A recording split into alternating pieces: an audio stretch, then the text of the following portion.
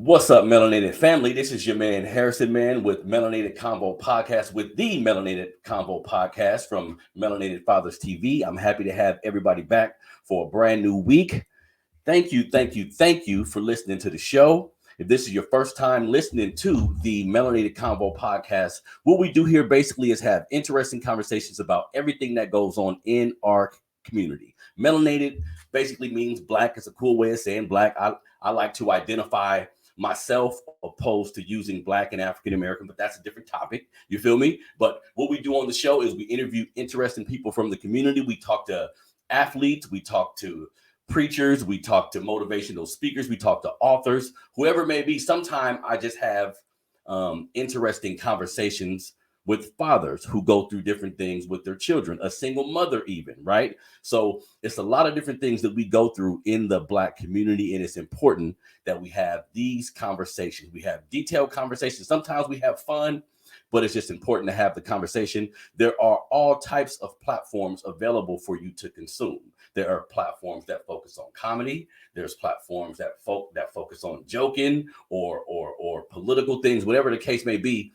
Over here, we focus on everything melanated. So it can go from talking about relationships to sex to baby mama drama, whatever it may be, because a lot of us come from a particular neighborhood where it hasn't been okay to discuss certain things, right? So I bring brothers on my platform and sisters who are articulate, who do a really good job of conveying their point of view about their Black existence, all in hopes of inspiring you. You feel me? So thank you for listening to another episode. If you're listening to this on one of the digital platforms, Overcast, Spotify, Google Podcasts, any of them, please leave a review. Continue to listen. I see the downloads go up weekly. I see y'all on the show. Of course, we're doing it visually on YouTube. If anybody from the digital world would like to watch what we're doing visually, the show comes out every Sunday on Melanated Fathers TV on YouTube. You can see the show visually if you want to. Everybody listening or everybody watching the show from one of the video platforms, please like the video, share the video.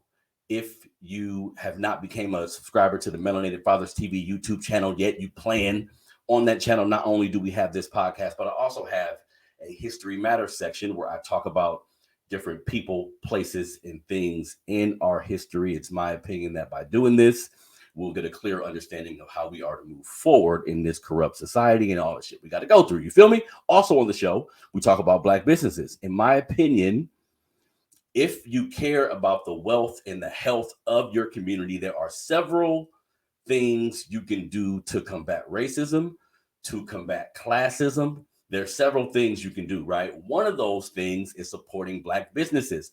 I know Black folks who be like, Harrison, I ain't with that marching shit. I don't want to go out there and march. I ain't gonna put on no kufi. I don't want to go. Cool.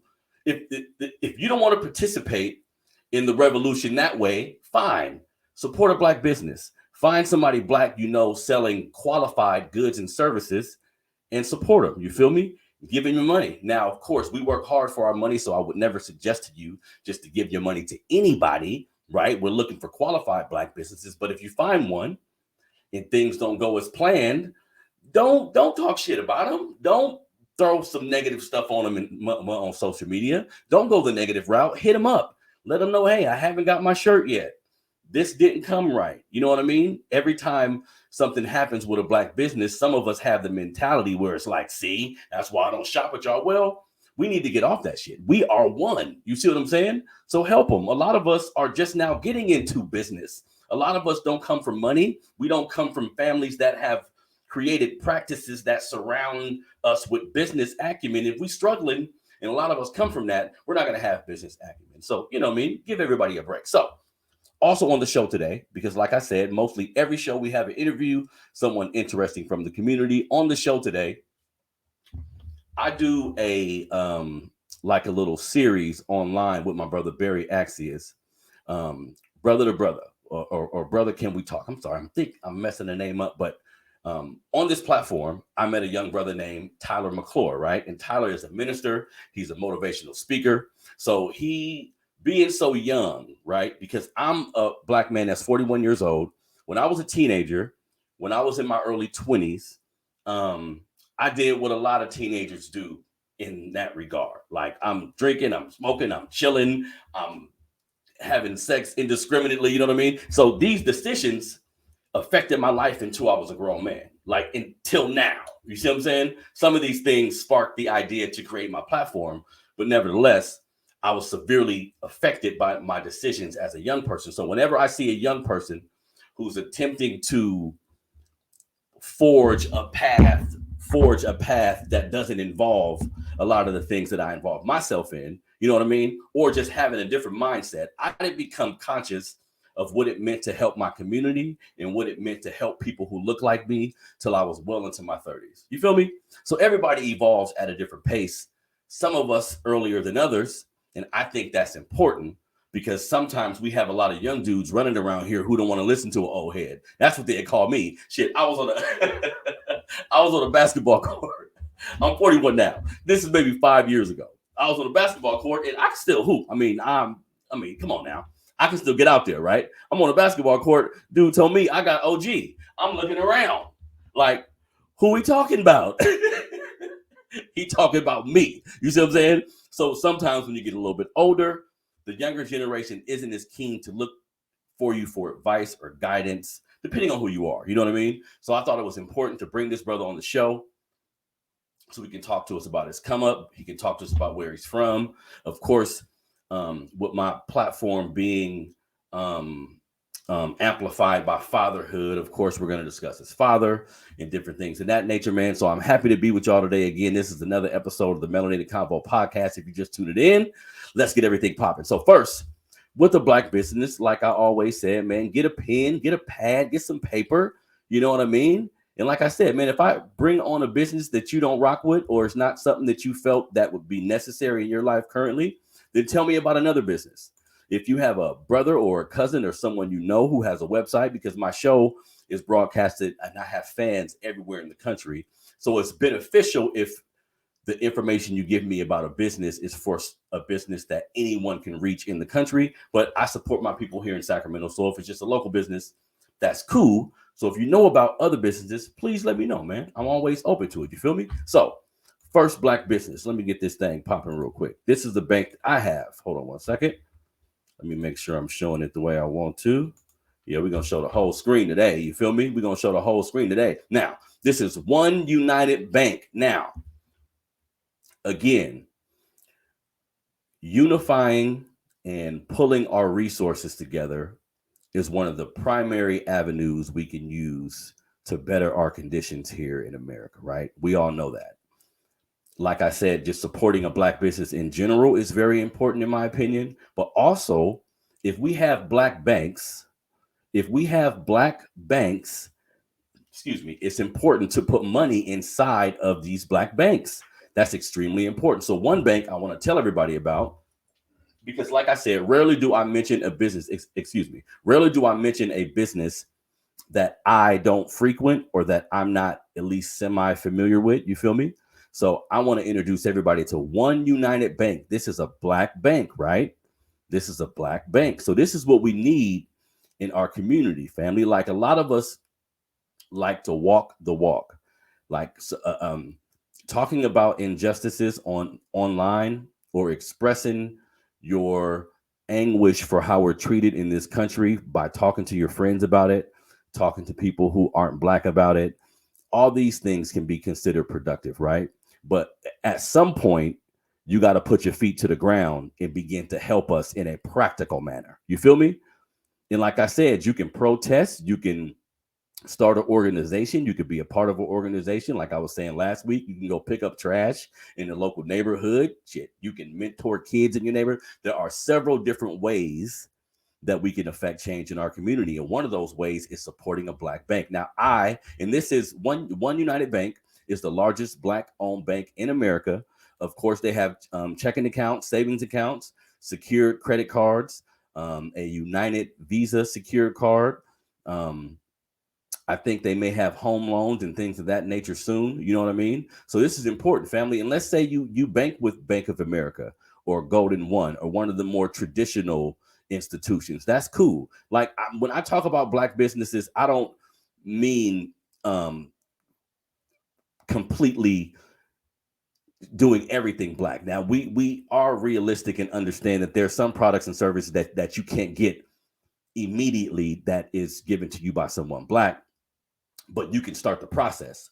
You know what I mean? And what I would do, because this is what I do personally, if you have a bank account with Golden One or Bank of America or Chase or any of these places, use One United Bank for just your savings account. You see what I'm saying? If you don't want to go the full route and get, you know what I mean, your checking or your savings directly with them. Now they, of course, there isn't a whole bunch of branches around the country yet, but you can access your money through several hundred ATMs around the city. So it's still real convenient. They have direct deposit. You can function exactly like you would going through Bank of America or something. You know what I mean? But I was just saying, if you have an account with someone established already, I understand that. You feel me? I understand that. But use this as your savings account. Tell people about it. Many people may not be aware that there are black banks that they can support. You feel me? Supporting these type of institutions. Again, this is a black business. The more money they have in their bank, the more money they can lend out, the bigger they can become. You feel me? Bank of America and a lot of these other institutions who are frankly white institutions, you know, a lot of the times they're popular because we just bought into whatever their vision was. You feel me? We just bought into their marketing plan. So now we just use them frivolously, but you can actually use a bank created by people that look like you. So I want everybody who's listening to me right now, go to oneunited.com. Oneunited.com to open an account. To open an account, it's just $25 to open an account. That's all I had to pay. There's some real fly cards too here that I got to pick. I have like an African king on my card. You feel me? And in my mind, I'm like, I want to whip that thing out. You feel me? I want everybody to see it.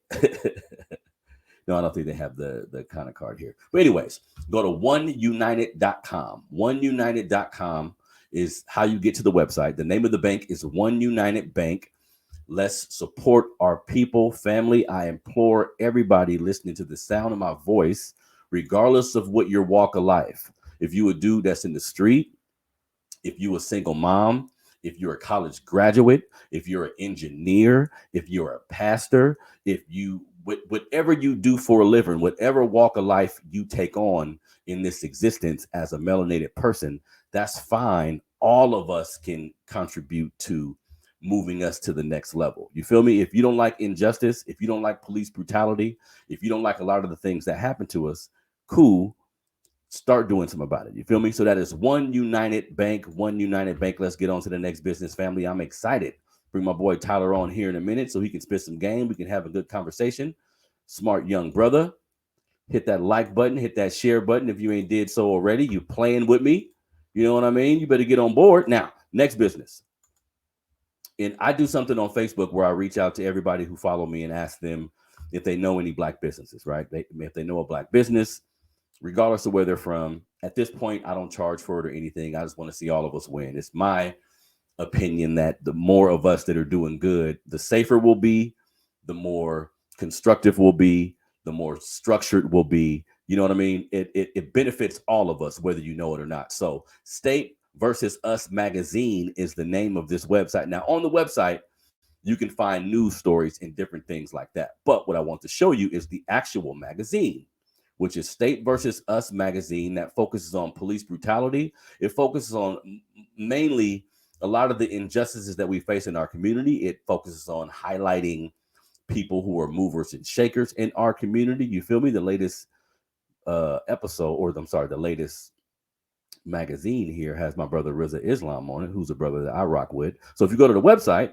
see, for $9.99, you can get a magazine. See, you can get a magazine where it has articles, news stories, black businesses I see down here, all these things pertaining to our community. So it just puts you in the know. That's why I thought this was such a good idea, because this brother, whether people, you know, are indifferent about him, like him, whatever, he's a positive black man in our community that you may not see on television. You feel me? That you may not see on mainstream TV. So if you don't go to YouTube or go to other more underground platforms that are available to just everyone, you may not know who this brother is. So magazines who highlight, or platforms rather, who highlight brothers like Rizza Islam is important to me. You know what I mean? As many of us we have on board, as many of us we have on code, rather, where we understand the importance of bigging each other up, the importance of being positive with another Black person. Sometimes we be on this shit where if we see someone doing well or we see someone doing something we're not quite sure about, we go right to critiquing them and comparing ourselves to them and being unfair to a degree where we kind of need to start with love at this point. You know what I mean? If we're upset about how people are treating us outside of the community, inside of the community, there got to be some love too. You feel me? So this is stateversususmag.com. State versus Us. So you can go there and you can get that. You can get that, the recent magazine. There are later issues. Look at the boy Wallow. If y'all don't know who Wallow is, he a good brother. My son on the latest issue as well. So this is a great business model. You know what I mean? They have videos, a media kit. You can advertise in the magazine. If you have a platform like mine and you want to put your information in front of more like Black people in particular, this would be a good place to go to get your advertise on. So go to stateversususmag.com. The sister, I want to shout this sister out because she reached out to me. Her name is Tia Hamilton. Sister Tia Hamilton is the owner and CEO of this magazine. So that's a Black woman doing it. You feel me?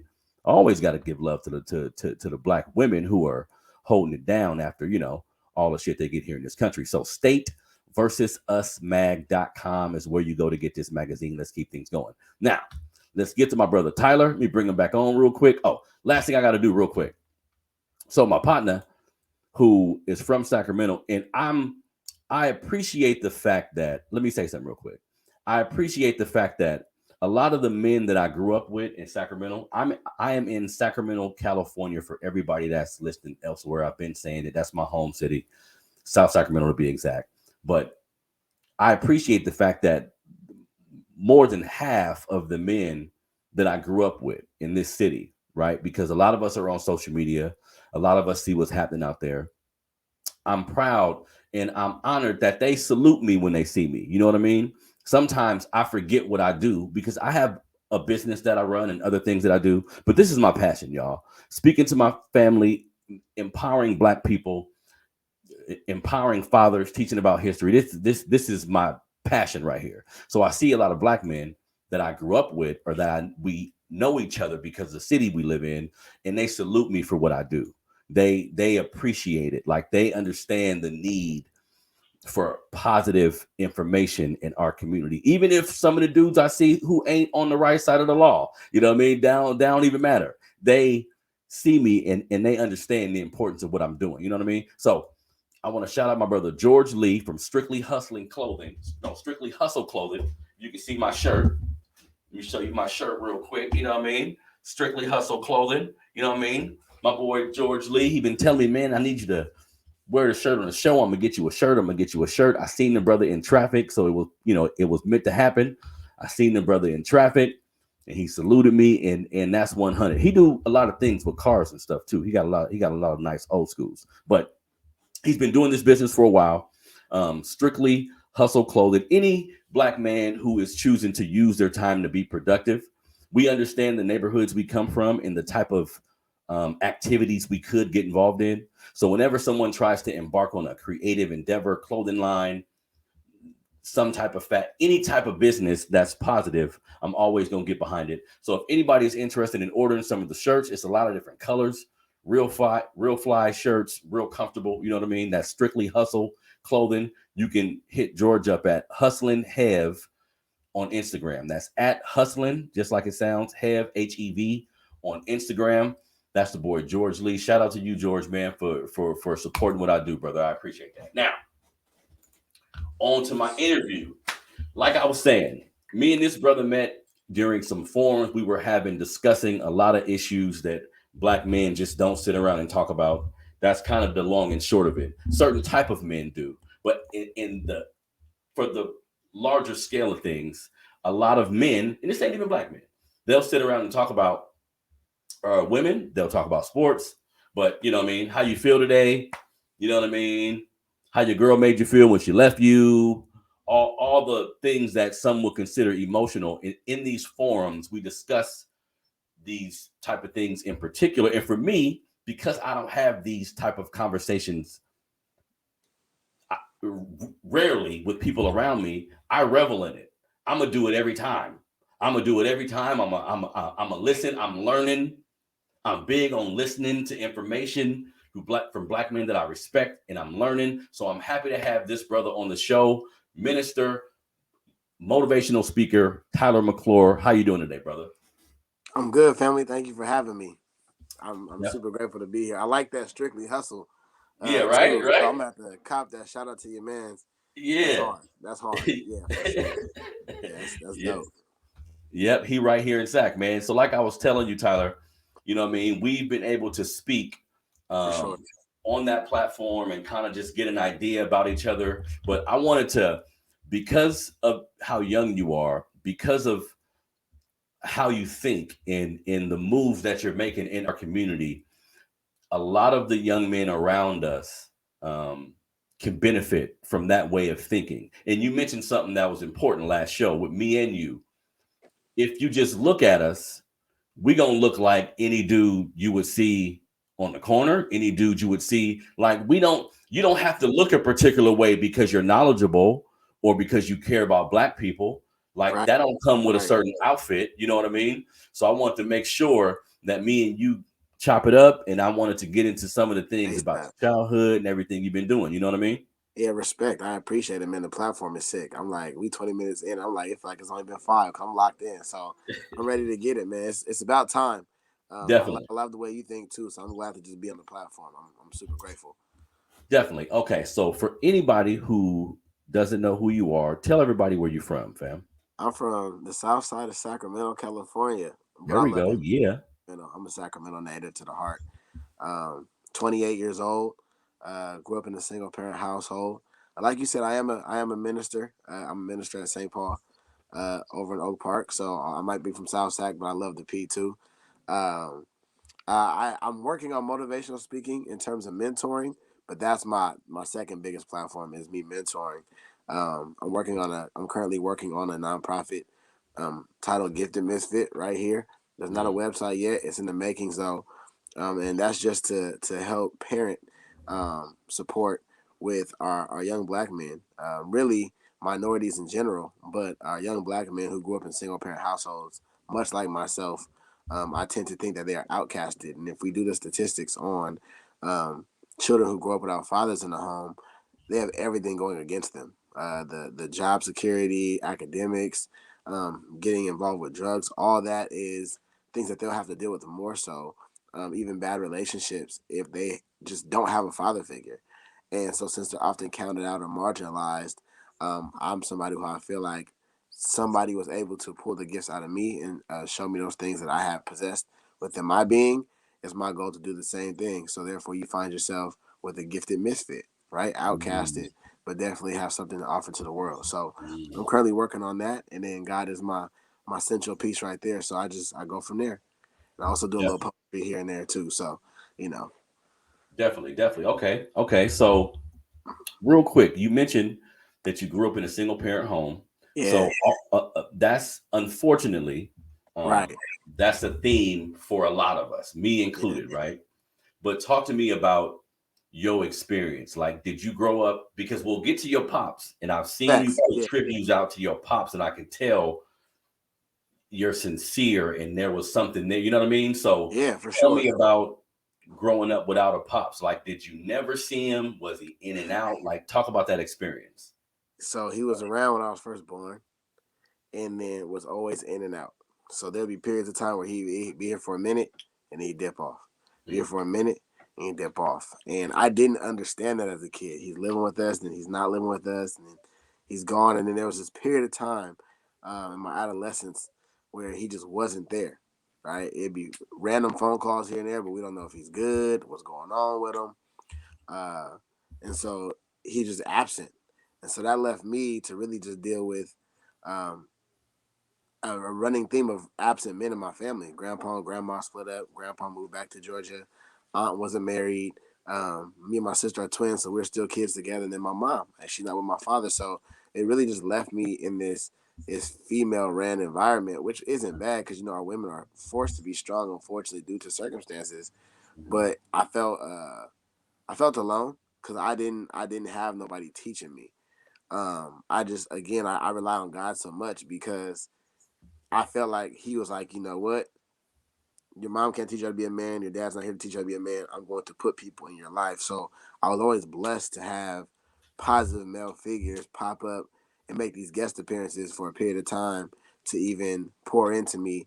And then for me to recognize that what they were doing was pouring into me so I can grab that wisdom. It was never, oh no, I don't want that from you. I don't want that from you. I was always looking for somebody to pour into me.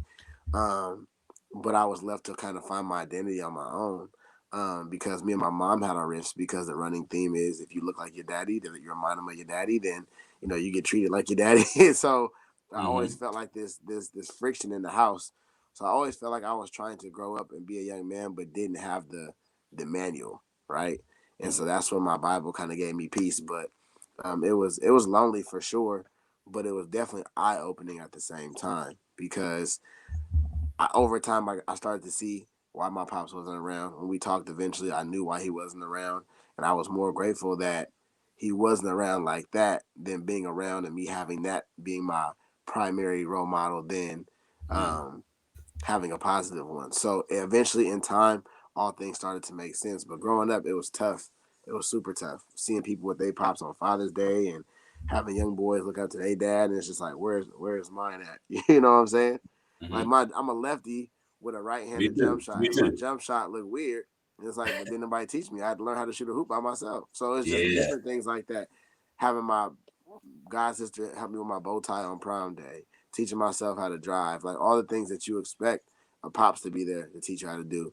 Mm-hmm. You just kind of felt the absence in many different avenues. Mm-hmm.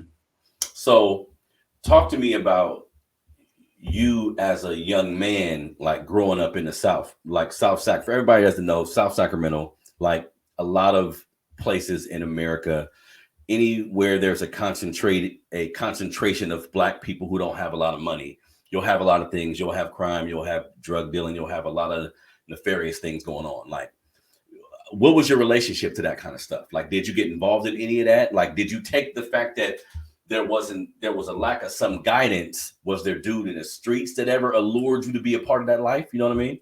You know what? It was in the streets' eyes. I was a cornball because I didn't. I was always on the cusp. Like all my friends were part of that. Everybody knew it was a part of that, but I never crossed that line. Mm, However, I was into other stuff like women or stealing, but it was never the gang banging or the selling the drugs part. mm-hmm, So I never engaged in it, but it was always around me. And I think for me, what kept me from it was that that gospel. I mean, the Bible is what gave my peace. Like there's just certain direction within the Word of God that allows me to move a certain way. So although I'm going this way, I know it's not right, but it's not that bad. You know what I'm saying? To where I know that the trajectory of my life will change if I enter that lifestyle. So I'm gonna play with the line a little bit. So I was always playing with the line, never too far out, but I've always felt the impact of what's going on in the community. The police antagonizing. Like I'm a poster boy for that. The police stay pulling me over or drawing their guns on me or being harassed by the cops or where you from? I got a lot of that or almost being jumped. A lot of that, Do you want to sell drugs? Do you want to smoke? That was always presented to me, but the wisdom that was given, passed down to me, always allowed me to make the right decision. And so I mm-hmm, think that's what allowed me to be the Tyler that you see today versus the Tyler that could be or could have been some time ago had I taken a different direction. mm-hmm, Yeah, so that influence is always very present, but um, just having those guest features of those men in my life always allowed me to revert back to my maybe let's not do that either. That looks enticing, that sounds fun, it might even feel good, but we're gonna go this way instead. So I think in my peers' eyes coming up, he's a goody kid. It's like, nah, my bad just look different from yours, right? Class mm-hmm, clown or, always talking to the girls or stealing this on the under. But I just stayed out the way because I knew what was on the other side of that. Like it's RIP everywhere. Or it's always drama here and there, or it's dealing with the police here. So I don't want more problems, but I know what those problems come with for sure. mm-hmm. You know what I'm saying? Definitely, definitely. Now, um, one thing, because I'm gonna ask you about getting into ministry at like such a young age, and I just have questions about that. But one thing you just said that I want to touch on, like for any of my younger listeners or for any young black men that's listening, a mother who's listening, it's important that we begin to categorize what we're looking at a little bit differently. Now, I know kids are silly and kids don't know much, but in our community, for a particular reason, if you smart, if you're portraying like intelligence, if you aren't with, quite frankly, the bullshit, if you pride yourself on going to school, this isn't all the time, but a lot of times, if you don't got swag to a degree, you're ostracized and you're treated a particular way. And we got to kind of get off of that as a community. You know what I mean? Because it's funny how the dudes that everybody called square in high school, because I was a part of that in high school. Like we were, when I think back, we were pretty stupid. Like if you think about it, like we didn't know much. We were in such a small environment, and this small environment kind of created all of our rules and regulation. You know what I mean? And a lot of the dudes now that everybody thought was square, that couldn't dress, that was kind of weird. This fool, an engineer now. He working in Silicon Valley now. He's a doctor now. He's and some of the dudes we thought that was the coolest. I see him today, brother ain't got no teeth. He asking me for a couple dollars. He's struggling. I'm like, damn. This was considered the cool people back then, but we got to start rearranging how we view this. And I think, Tyler, sometimes our household can begin to institute this way of thinking by making reading cool, by making getting good grades cool. You know what I mean? Not relying on your athleticism or your ability to write a rhyme to get you where you want to go. You know what I mean? Yeah, that's real. And I think that's you said the best part right there is our households have to reinforce these different components to kind of change that image, because my mom coming to back to school night and challenging me and my sister in a reading contest, or making us write after we done our homework, okay, go read a book, write a story, write me a letter about this, like constantly making sure that we knew that if we didn't have anything else, we had academics. Like whether it be from school or whether it be from home, you're always going to be learning something. You ain't gonna be walking around here being a fool or taking on what the world is teaching you and let that be your only thing that defines you. My mom was dope at that. I think I give her the props for making sure that even though that other piece was not there, she still did her part and did it 200%.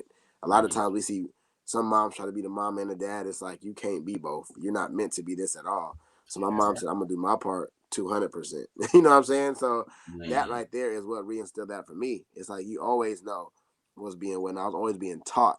And so that's right. That right there is what also led me to take a different route. It's like, you know what? Like, I'm going to still do my dirt as everybody will. It's just going to look a little different because I know a little better. Like, not better than you, but like I know better than to be doing what I think I want to be doing. You know what I'm saying? Yeah. That's, you know what? It's perfect. You said that. And I have another little sidebar here for all single moms listening.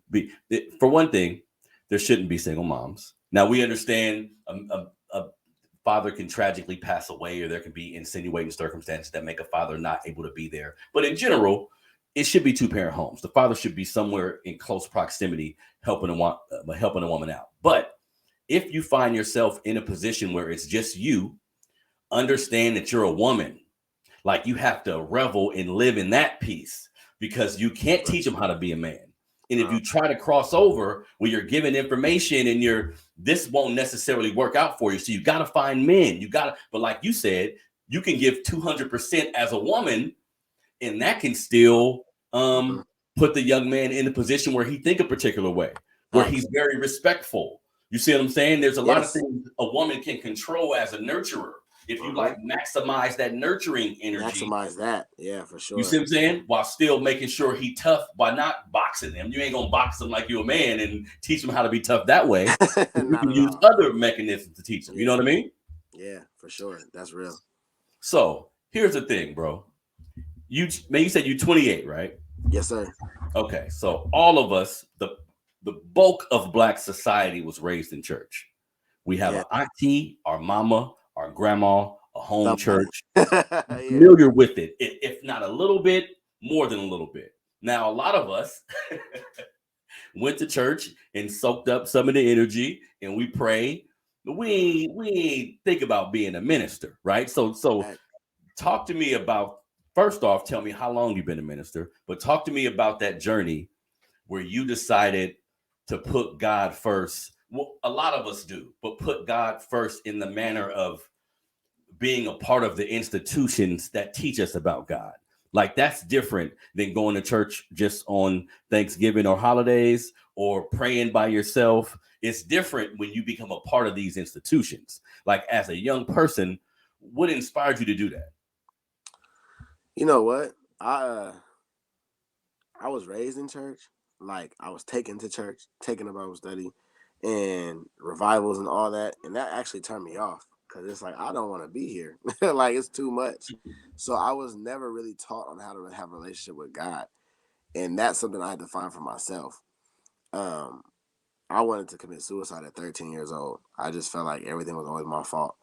I felt like I was being treated a certain way. I didn't feel loved. I didn't feel cared about, and I figured it might just be best if I wasn't here. I feel like it might just be a lot easier for me to deal with things or for people to deal with life if I just wasn't present. And so I literally went to the bathroom and grabbed the belt and wanted to hang myself, and I was stopped. I didn't stop myself because I wanted to do it. I just felt the tugging like your life has more purpose. Find out what it is. Hmm. And I'm like, how do I do that? You know what I'm saying? And so literally somebody I had grew up, my big brother Nate, shout out to Nate, um, had been around me at this church for some time, and we never crossed paths. I mean, I played on a flag football team of an organization he worked with and worked for. And I ran across a lot of his homies that I still knew growing up, but I never ran across him. And so that just teaches you the importance of timing in life. He ended up becoming a minister himself, and I just experienced the word of God in a whole different way. Like he was listening to Christian rap, which wasn't bootsy. Like some Christian rap is like you trying too hard. It was actually fire. A guy named The Truth, the Big Picture album. It was like, okay, what is this? Like I can listen to this and still worship God like this. Okay, so it started looking a little bit more my style, hip hop, being down to earth, more transparent, more vulnerable, rather than you have to be a certain way, you have to be perfect, you have to live right, Jesus, Jesus, Jesus. And so I was like, let me figure out what this is. And that's where I found out, like, I'm starting to be given wisdom here, or the practical things that we learn in life are all rooted back to the word of God. And I'm just like, wow, I can be loved in spite of my faults. Like, I'm always feeling like when I mess up, I'm being stoned for it. Or when I'm messing up, like, I'm not being forgiven. I'm always being held to what I did last week, or I'm not being neglected. And so I really found comfort and peace in the word of God. And I was like, I need to know more. And I continued to live my life doing what I did, doing with women and bumping my head along the way. But this was always the thing I ran back to. And as I ran back to it, it wasn't no longer because I was being brought to it. In fact, my mom started staying home from church because she had her own issues with the church. And it wasn't my grandma. It was, hey, grandma, I need you to give me a ride there. When I get there, I'm going to go learn for myself. So I'm soaking Hmm. things up just by, okay, let me just hear what you're trying to say. You know what I'm saying? And it helped that I wasn't in an environment where they were prosperity preaching, or they're not just spitting like, oh, if you come down to the altar today, you'll be rich by tomorrow. So I was never being let down by false hope because you do have your prosperity preachers who want to finesse people for their cash, and then Hmm. so we can't deny that part. But I was fortunate to grow up in an environment at St. Paul where there was real preaching. It was just biblical truth, and I thrive off of logic, so it was making sense to me. And so when I applied that back to my life, I would see the fruits of it. And it wasn't like, okay, I'm scratching a lotto here, try that on Monday, it's working. It was more so like life ain't gonna be easy. Life gets hard, life gets difficult, but you have somebody who understands that you can reconcile life's differences with. And so that's what made me really cling towards it. And that was always like something I danced around. Like I was like, okay, I'm gonna give my life to God. But I didn't really choose to be a minister until like 21. Like I was 21 and I was like, that's something like I think I want to do because I constantly kept feeling myself grow. And as I was growing, people were falling off. Certain habits of mine were falling off. So it's just kind of like a caterpillar, right? Like you in this one phase of your life, but then you start getting uncomfortable because this cocoon is growing around you. You got this environment around you at college. I went to Cal State East Bay. That wasn't the best experience. I'm trying this with women. That's not the best experience. I'm trying to fit in here. That's not the best experience. And it's like, you're not going to fit in where people don't understand you. And it's like, okay, so but my mindset is to live this way. And so okay, I gotta go back home, leave college, go home. There's something for me there. So I go back home and I start working with kids. My first job is like, hey, you have a job. Big bro Nate again was like, yo, you had a job waiting for you before you left. You still want that job? Yeah. Start working with the kids. And one day at work, I was like, I love this. This is my passion. This is my calling. And so it really just showed me that God was really just speaking to me in these different steps and patterns and phases of my life. And so I really clinged to him and answered the call in 2017 when I was 24. But I feel like I had been ministering for years prior before that because of the knowledge that was imparted to me. But technically, since 2017, I've been preaching the word of God, and I chose to be a part of it because I knew that if people see how real we can be, because we've been given so many images of people who are fake and people who are not telling it, keeping it real like it is. Like, Yeah, hey, that's what I you was can going to ask still about. struggle Yeah. with, huh? I said, no, that's what I was going to ask Oh, about. Keep yeah, for going. sure. You can still struggle with women. You can still struggle with whatever it is your vices are, or you can still have doubt and still trust God. You can still be depressed and trust God. You can still go through a car accident, go through loss and trust God, and God can still be present. But I think sometimes we always felt like if I accept God, if I'm a Christian, I got to be perfect. And once I understood that that wasn't the case, that's just like an image that some people put on that to kind of cast down others. I was like, wait, if I could be imperfectly growing in this situation and still be growing, like I could really flourish. And I've seen my life, like the trajectory of my life shift by submitting to God. And I haven't always submitted. There's times I do my own thing, but I always find my way back because it's just like I love you enough to redirect your steps. So I Mm-hmm. just really wanted people in our community that look like us to say, "Oh, this dude got on some Nikes and a beanie and a hoodie outfit on, and he preaching the Mm-hmm. word of God, or he up there preaching in a Kobe jersey and some Air Forces." Like this can't be real. Like nah, because we're real people. Everything that we see portrayed ain't really what it is. And so when we start looking at things for what they really are or what they're meant to be, we start seeing, okay, this is some genuine stuff right here. This is some real life stuff right here. I can really apply this to my life. And oh my God, it's working. Wow. Like, so I just felt like I could be that difference. And I wanted to be that difference for young people to see and people my age in their 20s to see, or even men in their 40s to see and be like, man, like this look different than what we grew up on, but for whatever reason, it's hitting just right.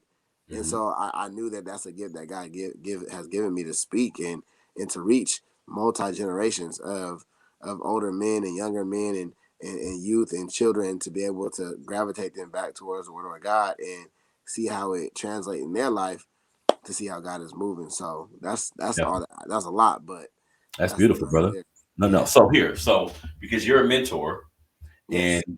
so in our community, a lot of young kids, Yeah. um, for different reasons, don't see a lot of young men in church like you would think, right? Uh-huh. Church, for a lot of times, has a particular demographic. Yeah. So when you mentor a young person, what's your approach? Do you approach them with um, biblical information, or do Uh-huh. you approach them from where they're at? Because I asked that, being a young dude, a single that has a single mom, or grow up in a community where it's crack being sown, or it's a lot of nefarious things going on. Like, what approach do you use to reach a young man like that? Man, meeting them where they at, the same way that I was met, like meeting somebody just where they are. Like I think a lot of times people take the approach of trying to get somebody in the beginning to where you want them to be because we see potential, but it's just like to them that's not even realistic at that point. Like what are you talking about? Like I'm not even there yet. Like you square, like I would never be that, or because the hope that they don't have in their environment. So trying to meet somebody where you think they should be or where they have potential to be is a dangerous thing because there's already a disconnect. So I try to meet them where they're at, and that's just by being me. Like, I think I had one dude show up to our gym the other day. I do a lot of stuff with our men's ministry, and a dude walked in and said, "Man, this nigga a teacher too?" I was like, yeah, and a barber and a comedian, so don't try me. And so I was like, now sit down. But I think that allowed them to see, like, dang, like this whole time we knew you were different, but we didn't know that you was teaching the Bible. Like, you know what I'm saying? So it's like you have to meet them where they are because that allows them to see that there's a connection, that it's not unattainable. You're not talking to them about something that's foreign. And so I kind of allow the fruits of the spirit, like love, kindness, patience, gentleness. I allow that to be how I approach them, because they don't know. Like, if those are fruits of the spirit, that's within the body of Jesus Christ. Then they're really meeting Jesus. They're not meeting Tyler. They just meeting Jesus representing himself through Tyler. You know what I'm saying? So if I approach a young dude and I'm gentle with him and kind with him, and he's not used to that, it's gonna look a little different. He gonna be like, there's something different about this cat. I'm not sure what it is. If he asks me, I give all my glory to God. No credit is ever mine. You know, the man that I become, my mom helped me with that, but I was given her by God. So I just always attribute that back. If they say, how you get this, how I get that? Well, I can tell you how, but I can even show you how a lot better. So I throw little nuggets here and there. And then allow them, if they ever ask, to, participate in church with me. I have a lot of boys who, hey, T, can we go to church with you? Oh, you want to go to church? All right, it's good if you want to. Let's go. But I never force that part on them, because as they get to know you, they should be getting to know God anyway. And eventually that'll do its own work. If God is the God that we say he is, you don't have to ever throw all that out there. So when people be on the corner like, accept Jesus now and go to hell, it's like, bro, you're doing too much. Like, It's so funny you say that, man, because I'm not a religious person, but one of the issues that I have with religion and religious people at times, as they lead with that. They lead with this information, and it almost feels like it's based on a class system, opposed to what you just said. How about you just treat me like Jesus treated everybody? Yeah. How about you just treat me like Jesus did? Yeah, and then I'm gonna walk away like, you know what? That was like some godly. That boy going to that boy going to heaven. You see what I'm saying? You ain't gotta tell me. You ain't gotta tell me to come to church. You did see what you did. I've never heard nothing like that, bro. Where you be cool, kindness, gentle, patient, relatable, right? Good information. And then they see you associated with church. Like, wait a minute, you didn't even bring that up to me. Man, you didn't tell me because they used to people damn near recruiting them. Yeah, for sure. I mean? If not recruiting them, then condemning them. You know what I'm saying? It's either one or the other. And I myself am not religious either. I had to tell somebody like, "Oh, you got a religion?" I'm like, "Really? I got a relationship with God." Like, there you if go. it was religion, then I'd be like, I'd be different. Like, when I was brought to church, all that, I'd be soaking all that up with no knowledge of what's going on around me. Like, I'm very aware of the stigma that comes with being a Christian. It's the white man's religion. But I'm like, nah, do your research. It go way deeper than that. But I do understand everything about it, and so I move as if I have that understanding about the perception of it, and I move as if somebody won't hear me. And so I try to make sure that I do everything in my power to make sure they just feel loved. If somebody feels loved differently, like, man, that was dope, bro. Like, it's all good. Just come back. Like, I'll see you again next time. Eventually, it'll speak for itself. And a lot of times, people get so caught up in the religious part, they run people away. And I'm like, man, if you just have a relationship with God, you'll start to see. You know what I'm saying? You'll start to see the fruits of your labor, because God is not gonna let anything you do for him go no stone go unturned on his watch.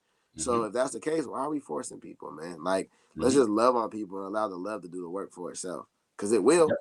Like, love will come back tenfold if you love on people the right way, without any selfish ambition or trying to condemn somebody or trying to, make this seem like it's a cult, because some Christians have done that, but so has every other religion. And so I too don't like to be religious. I like to just say, hey, I'm gonna allow my relationship with the God, like, show proof to you. You know what I'm saying? Like, if me and you cool, everybody you cool, like, oh man, he really vibe with Harrison, because he respect them. They have a great convo and the energy is right.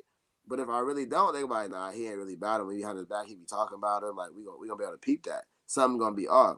So I don't need a flash. I got a Harrison shirt on. Look, y'all, I'm here. Like, you don't need to do all that.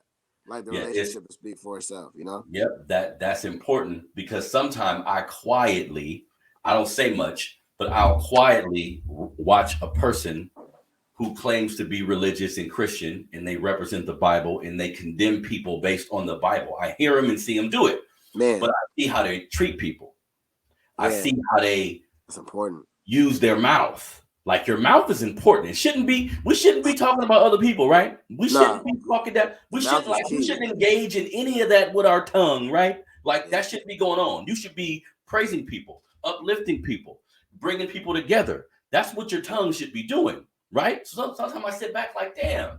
I mean, if y'all was trying to recruit me, you're not doing a good job. No, for sure. No, that's real. That's real, and But that's I know real. Christians who, when they walk in the room, it's something different about them. Like they got a light almost.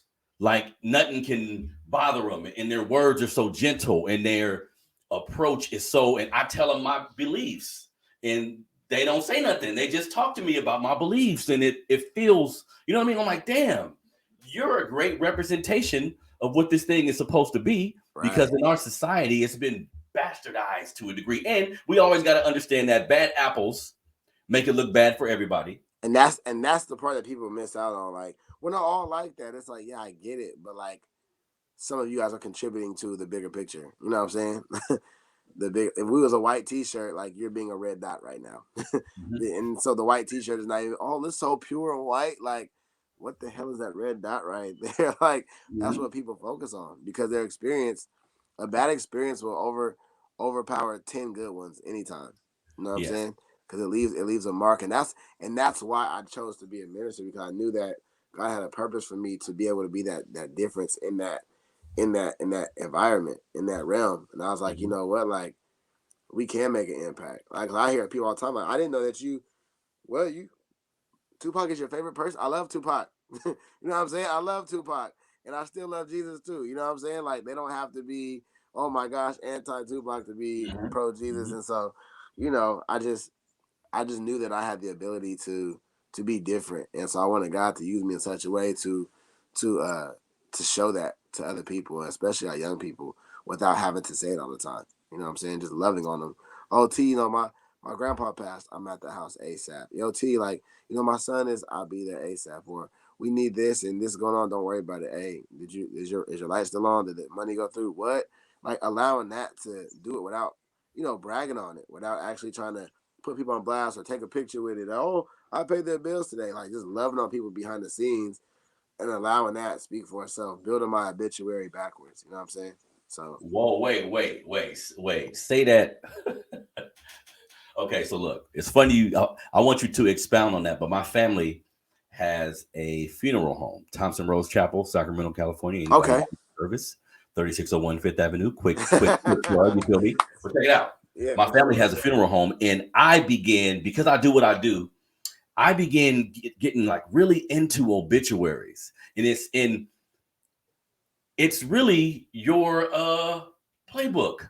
What did you do while you were alive is going to be on these pages. Now, I always tell people, if what you did was take care of your kids, go fishing, leave them your 401k, leave them your house, and just sit on the couch and watch football, cool. That's a good man. If you supported your family while doing that and everybody loved you and you loved them back, that's a good man.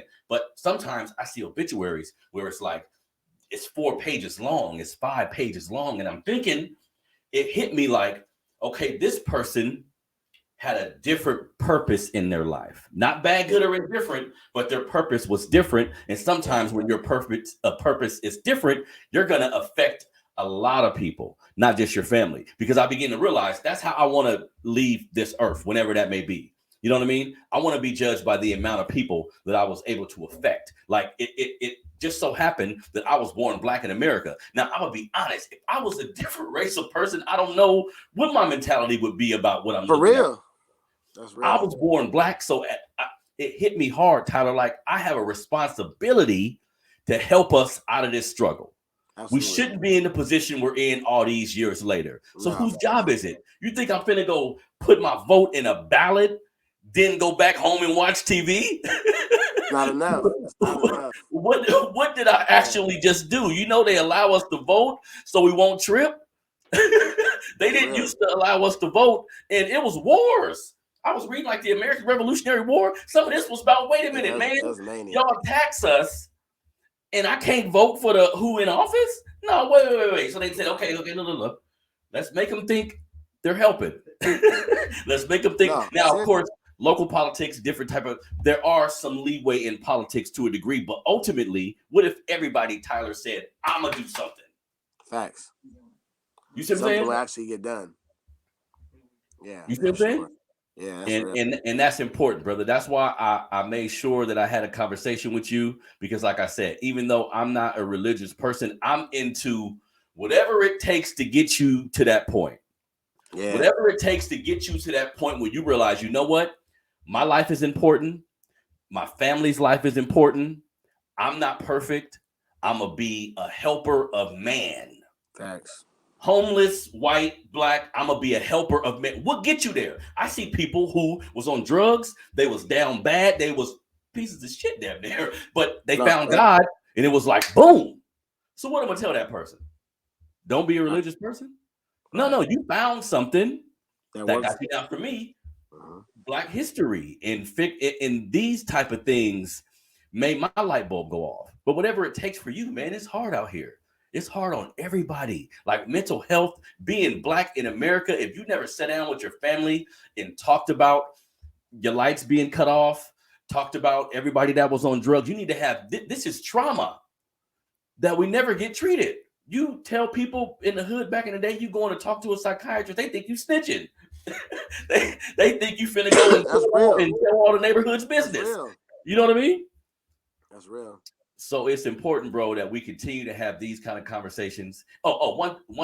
I think I have a couple more questions, but I watched one of your videos because I've seen the videos where you have a little ministry session. You know what I mean? I Okay. see you reading stuff. You was going in. You know what I mean? I was vibing with it. But you said something that I wanted you to expound on, because I think a lot of young people in our community struggle with this concept. You talked about the importance of shifting your perspective in life, right?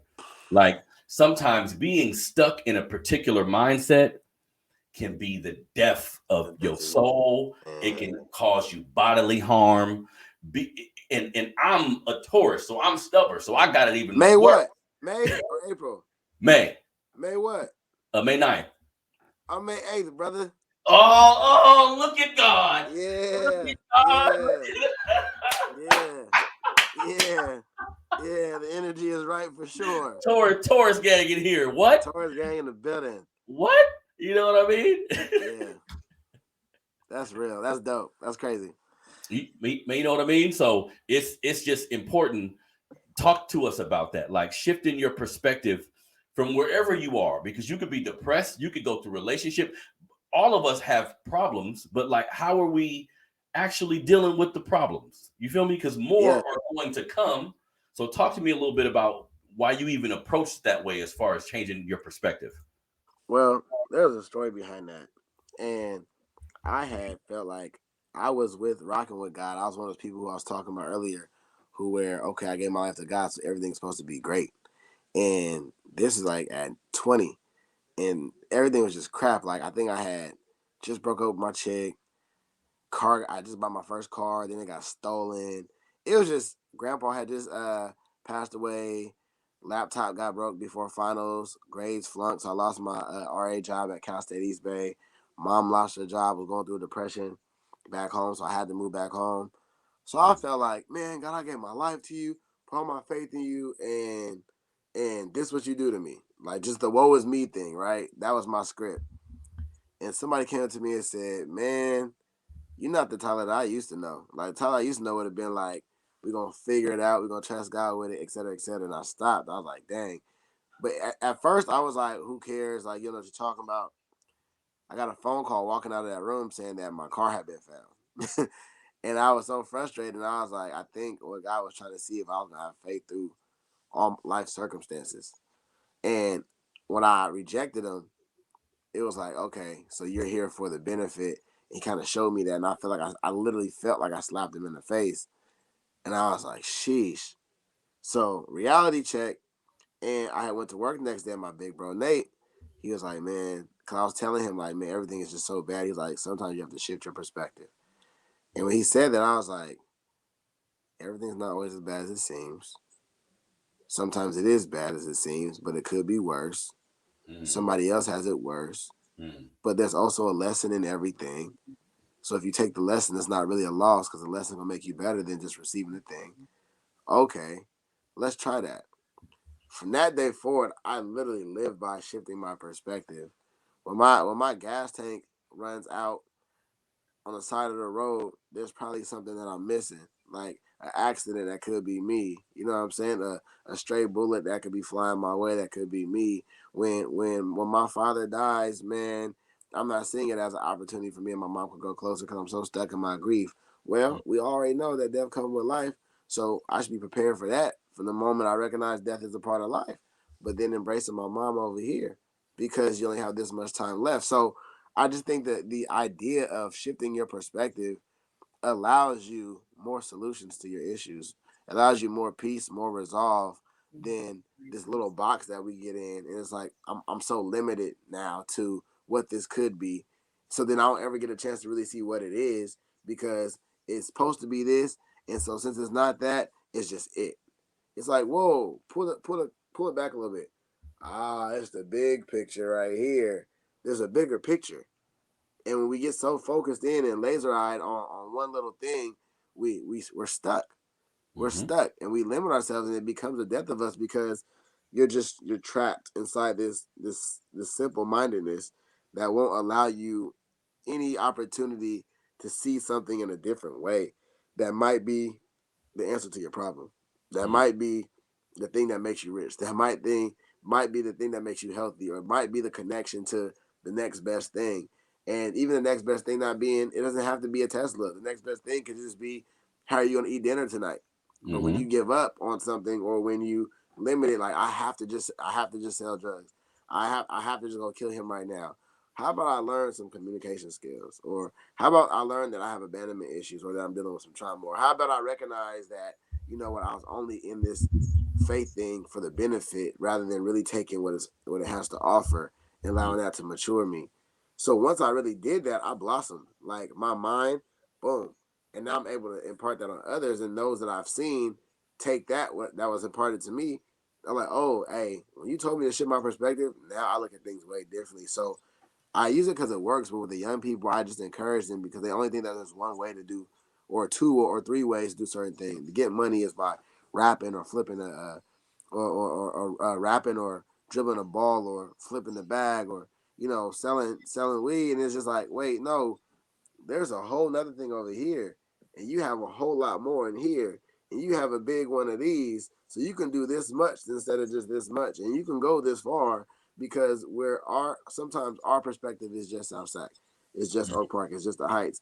When on the other side of God's plan for us, it'd be the Bahamas, or it'd be LA, or it'd be Wyoming, and it's just like, or you know what I'm saying, like it's just so much more on the other side of ourselves that I think that if we even tiptoed into that, we'll see, oh snap, well, what's wrong? I got a glance of what this could be, but because I've been thinking like this, I didn't know that that was even a real thing. You know what I'm saying? So there's just a blessing in shifting your perspective to see something else, somebody else's way, or another avenue to be able to take you beyond what you could have even imagined. So I just think that there's more opportunity and there's more solutions beyond what we think is just right in front of us. Definitely, definitely. And I think that can be a game changer for a lot of young people. You know what It I mean? is. It I is. I would say I had moments like that in my life, just based on the fact that my dad died when I was 8, my mom died when I was 19. Man. So it immediately, especially when my mother passed away, it immediately allowed me to associate certain things with pain. Like it Yeah. began, I was forced to put everything about my life into perspective. Right. And that was the most important thing to me, the most important person to me. So everything else became manageable. Now, I struggled a little bit in that sometimes, but ultimately, like being 41 now, that was the thing that catapulted me into the strength that I display because nothing became that big of a problem. Man. I had a perspective of that's the worst. This at this time, I Right. was thinking about my kids and that. I'm saying, okay, that was the worst that can happen to me. So what? What? I need gas. What? Man. I Hey. got a bill due. Ha! Seriously. You know what I mean? That's how. Now I abuse that mindset sometimes, but Right. For sure. ultimately, I ain't gonna stress over that. Yeah. You Yeah. know what I mean? That's Your really it. problems could be bigger, and sometimes, and I got to a point where if I seen somebody mad about not being able to pay a bill or having a relationship issue, I would get mad at them. Like, you know, I would. That's yeah. I've been through, and you're crying about that. But in reality, my threshold of pain could be losing my mom. Right. Somebody else can be losing their dog, losing their great aunt. That could No, be the sure. worst experience of that type of pain you've had in your life. So everybody's threshold is different, but everything about life is how you think about it. Mm-hmm. How big you are, how important you are, how important you aren't. Like a lot of the people who are extremely successful. I just was watching Kanye West on this Drink Champs interview. Hey, I'm This not guy finished. here. I'm halfway through. This guy here. His problem and his detriment sometimes, he believes in himself. And if you hear any story about this man, they'll tell you with no money in his pocket, he displayed the same type of confidence, right? Yeah. So, and belief in himself. So really what was happening, the people around him was actually, Jay-Z, everybody, they're looking at him like he's crazy. They're actually looking at him and talking to him like you're out of your mind, kind of. But that didn't deter him. Yeah. See, you gotta kind of believe it. But before that shit like really pop off and get somewhere, your mind gotta be like, yeah, I'm there. I'm him. You see what I'm saying? And then everybody around gonna end up believing you. But like believing in yourself, and that also talking about that when you were talking about earlier with how certain Christian people move. I think if you begin to love yourself, regardless of what religion you're a part of, what organization you're a part of, it sounds simple, but if you begin to love yourself and value yourself, loving everybody's easy. Nah, it is though. It is. It really is. You know what I mean? Nah, it is, because that's no longer a battle for you. So, and I think the hardest person to love sometimes is ourselves. Yep. Because we know what all we come with. We see our faults. Yep. We know the goals we're trying to reach that we haven't touched yet. We know how much weight we done gained over quarantine. There we go. Come on now. Like, Come on now. So when we start dealing with other people, we deal with a different place. And I think what you said was like, for me, I had the hardest time. Like even now, just dealing with people around me, because I know that once you've dealt with the worst pain in your life and you overcome that, I'm like, man, you can overcome anything too. Like if I can overcome that, you for sure can too. But it's like you don't know what's what for them, but then they overcome it, and it's just like, see, you get past it. It's like, so that shift in the perspective, man, is big. And I felt you when you said that, like after losing moms, you said dad at 8 and then mom. You're like, okay, I felt the worst of the worst, whether it's for you or just in general. Now, can't nothing stop me, and that's where I be at now. Like I feel like that confidence, and then my faith in God, knowing that He got me, like I just be like, I be feeling invincible. Like I know a bullet could take me out. I know COVID could take me out, but I feel like when it comes to what I can do, I'm limited. You know what I'm saying? Of the ability that thing is as bad as it seems. Taught me to use my L's as lessons instead of losses. Like, so I don't even believe in taking a loss. I believe in taking lessons, from those situations. So I either win or I grow because I'm taking a lesson out of it. So I've never felt like, since that day, I've never felt like I lost, except for my dad. So even in that, I'm starting to see crazy lessons too. But it's just, I don't feel like I take too many lessons, any more losses anymore, because everything has become such a lesson from shifting my perspective.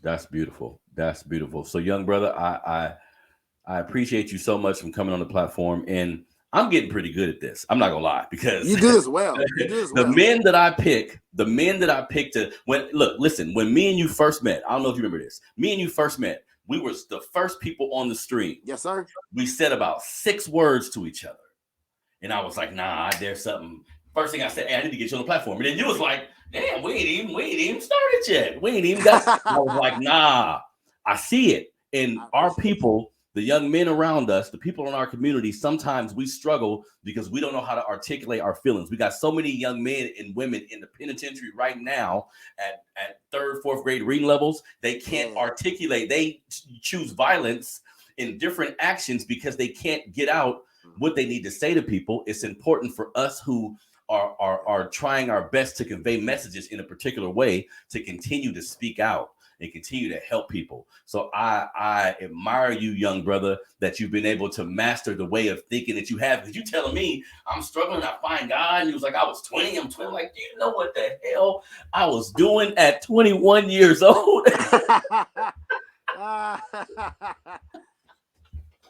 I'm like, that's amazing to me to see other young men, same community, but their mentality and their perspective was different, and that's beautiful. So we need to continue to spread that message.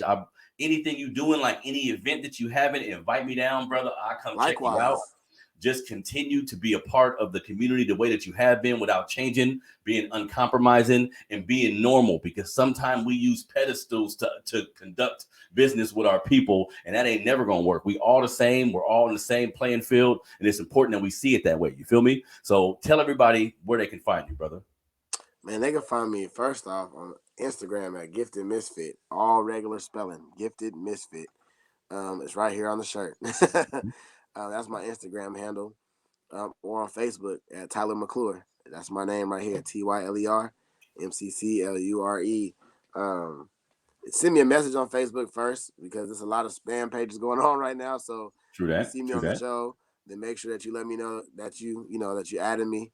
Otherwise, I might be a little hesitant. But and then if you hit me on there, we can connect outside of there. I'll give you my phone number from there if we connect on the personal level. But yeah, that's where you can find me. I'm always accessible, always available. Super down to earth and ready to get after it. I appreciate you so much for allowing me to share my story on here. I hope to come back. Honestly, yes, sir. Please do some more. But this is for sure dope. Yep. So I appreciate you coming on. Everybody, please do me a favor and follow the young brother on his social media page. Gifted Misfit is the Instagram page. You can follow him on Facebook just by his name, as you can see there. Follow him on Instagram. The brother be having little small photo shoots. He be dipped. I'll be seeing y'all be like, damn, is he at a photo shoot or something? He mixing the vest with the. Man. I'm like, damn, I can't even do that. It's like fall, but it ain't fall. I see the leaves and shit. I'm like, he doing it. You know what I mean? So follow the brother on Instagram, man. Everybody who listens to this.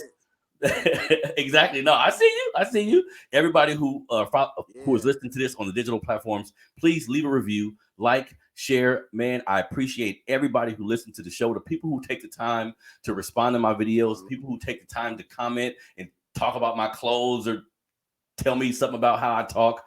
I don't take none of that in a negative manner, because I'm just appreciative that people are listening. I'm in the process of building my platform up, man. This is something I love to do, so I'm never going to stop. So I'm going to continue to have people on like Tyler, so we can have great conversations. You can share them with your friends. Again, this has been another episode of the Melanated Convo podcast. If you listen to it on YouTube, please don't forget to subscribe to Melanated Fathers TV on YouTube. What else? Last thing. If you are in the Sacramento area, November 25th, Thanksgiving Day, we are having our third annual community Thanksgiving dinner at Thompson Rose Chapel Funeral Home. That's 3601 5th Avenue. If you're in the Sacramento area, for single moms, homeless people, anybody that don't have a place, sometimes we find people coming who just say, I didn't have nowhere to go on Thanksgiving. Some people give out turkeys, and that should be happening in our community as well. You ain't got the money for a turkey, go home and eat it. Some people don't got the house to put the turkey in. You feel me? So you give them a turkey, they just going, what the hell they gonna do with it? So some people need to be able to come sit down, get a plate to eat, a little fellowship, you feel me? Have some conversations or whatever the case may be. So November 25th, which is Thanksgiving, Thompson Rose Chapel Funeral Home, sponsored by Thompson Rose Chapel and Melanated Fathers of America. We're gonna get that thing popping on Thanksgiving. So I appreciate everybody listening to another episode of the Melanated Convo podcast. I'm very appreciative to have my brother Tyler Mcclure. He'll be back soon. You feel me?